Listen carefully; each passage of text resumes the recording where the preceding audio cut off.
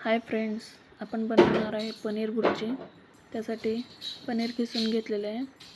त्यानंतर टोमॅटो, कोथिंबीर, भरपूर असा कांदा चिरून घेतलेला आहे।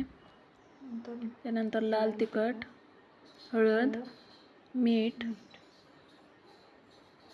त्यानंतर कांदा असा तेलामध्ये भाजून घ्यायचा आहे, तो चांगला परतून घ्यायचा आहे।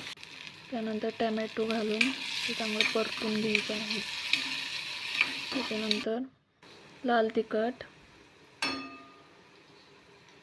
हळद, चवीनुसार मीठ घालून घेऊन चांगलं परतून घ्यायचं आहे। त्यानंतर किसलेले पनीर घालून घ्यायचं आहे।